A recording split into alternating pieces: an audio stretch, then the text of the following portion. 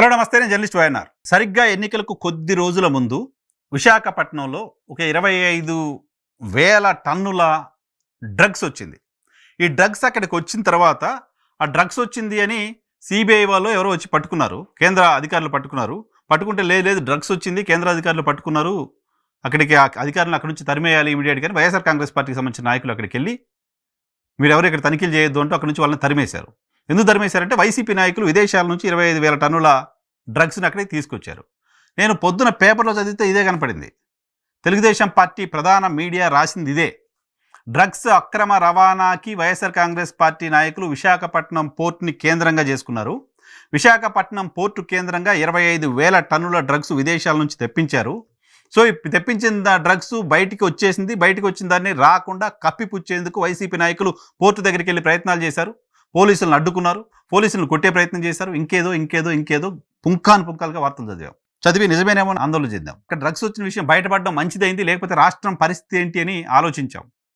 25,000 టన్నుల డ్రగ్స్ ఆంధ్రప్రదేశ్ లాంటి ఒక రాష్ట్రంలో సర్క్యులేట్ అవుతే, చలామణి అవుతే ఆంధ్రప్రదేశ్ భవిష్యత్ ఏంటి అనే ఆందోళన చాలామందికి ఉంది, ఆంధ్రప్రదేశ్ బాగు కోరే వాళ్ళకి.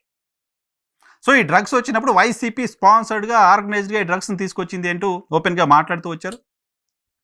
ఎన్నికల సమయం, ఈ తర్వాత ప్రభుత్వం దీన్ని సిబిఐ విచారణకి ఇచ్చింది. అప్పుడు వైఎస్ఆర్సీపీ ప్రభుత్వం సిబిఐ విచారణకి ఇచ్చింది.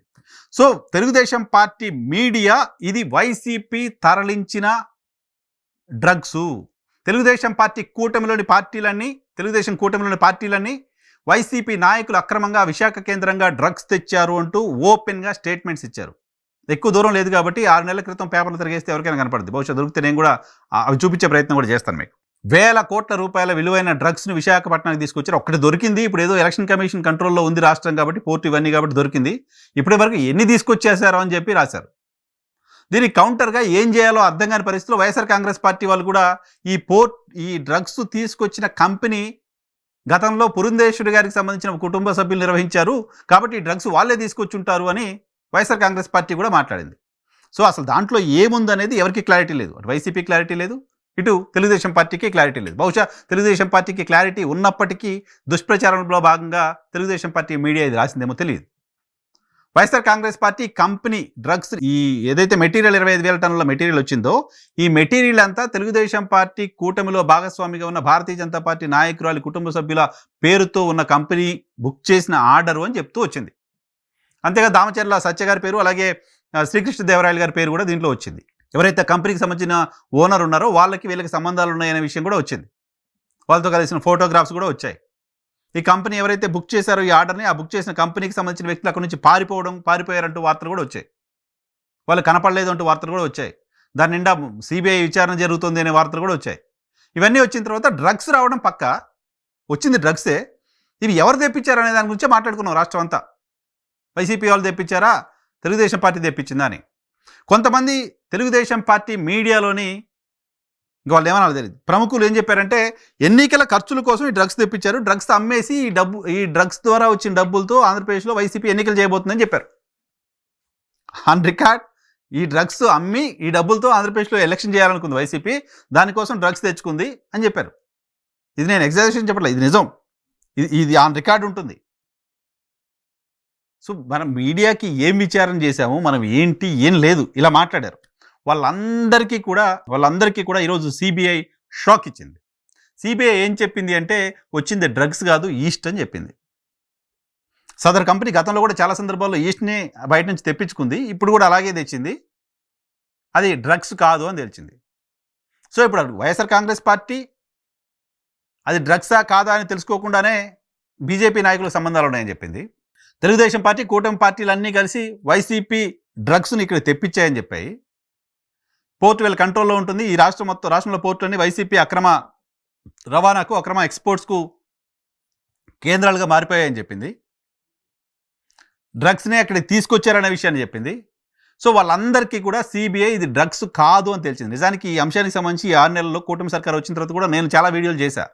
ఆ డ్రగ్స్ కేసు ఏదో తేల్చండి, నిజంగానే డ్రగ్స్ వచ్చుంటే, ఇప్పుడు వచ్చింది ఎలాగ పట్టుకున్నా పోయింది, ఇంకా ఇటువంటి ఎన్నో తేల్చండి, ఆంధ్రప్రదేశ్లో యువత భవిష్యత్తు ఏంటి అంటూ చాలా కన్సర్న్తో చాలా వీడియోస్ చేశారు. బట్ ప్రభుత్వం పెద్దగా యాక్ట్ అయినట్టు కనపడలా. బట్ సిబిఐ విచారణ చేసి ఈ అంశంలో నిజాలను తేల్చి అది అసలు డ్రగ్సే కాదు అనే విషయాన్ని తేల్చడం సంతోషం కలిగిస్తోంది.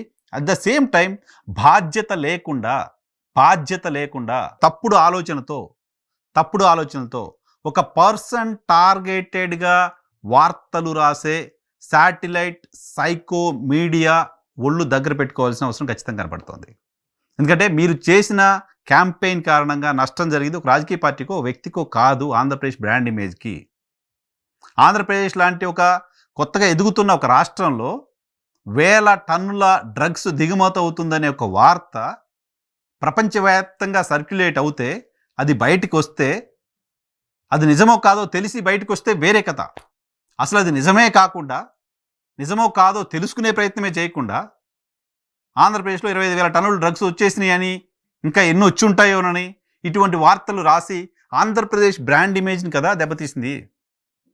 ఆంధ్రప్రదేశ్ వైపు పెట్టుబడులు పెట్టాలనో, ఆంధ్రప్రదేశ్ వైపు రావాలనో, ఆంధ్రప్రదేశ్లో చదువుకోవాలనో, ఆంధ్రప్రదేశ్లో ఇంకేదో వ్యాపారాలు చేయాలనుకున్న వాళ్ళకు మొత్తం అది పంజాబ్ లాగా ఇంకేదో రాష్ట్రంలాగా డ్రగ్స్ క్యాపిటల్గా మారిపోయిందంట అని ఒక ఆలోచన చేసేలాగా చేసింది కదా మీ రాతలు, మీ మాటలు, మీ క్యాంపెయిన్స్. నువ్వు మాట్లాడలేదా, నువ్వు చేయలేదా వీడియోస్ అంటే మొత్తం నా వీడియోస్ అన్నీ చెక్ చేసుకోండి. నేను వచ్చింది డ్రగ్స్ అని కానీ, లేకపోతే అది వాళ్ళు తెప్పించారో వీళ్ళు తెప్పించారో అని కానీ ఎక్కడ మాట్లాడాల. దీని వెనక ఎవరున్నారో తేల్చండి, ఖచ్చితంగా తేల్చండి, తొందరగా తేల్చండి, ఇవే మాట్లాడుతూ వచ్చాను నేను. దాన్ని తొందరగా తేల్చి ఎక్కడ ఎలా వచ్చారో ఏంటో శిక్షించండి, ఇంకేమైనా వచ్చినాయి కూడా ఎంక్వైరీ చేయండి, ఇదే మాట్లాడుతూ వచ్చా. బాధ్యత లేకుండా మాట్లాడాల. సో ఆంధ్రప్రదేశ్కి మంచి చేస్తున్నామని పదే పదే నీతులు చెప్పే పెద్ద పెద్ద జర్నలిస్టులు, పెద్ద పెద్ద నాయకులు, పార్టీలు కాస్త బాధ్యతతో, కాస్త సంయమనం పాటించి మాట్లాడి ఉంటే ఈరోజు సిబిఐ వ్యాఖ్యల తర్వాత తల దించుకొని, మొహం మార్చుకొని, సిబిఐ మా చెంప పగలగొట్టింది కదా అని ఏడవలసిన అవసరం ఉండేది కాదు. సో కూటమైనా, వైసీపీ అయినా, తెలుగుదేశం పార్టీ మీడియా అయినా రాష్ట్ర బ్రాండ్ ఇమేజ్ని దెబ్బతీసే తరహా వ్యాఖ్యలు చేయకపోవడం ఆంధ్రప్రదేశ్ రాష్ట్రానికి మీరు చేసే మొదటి మంచి అవుతుంది.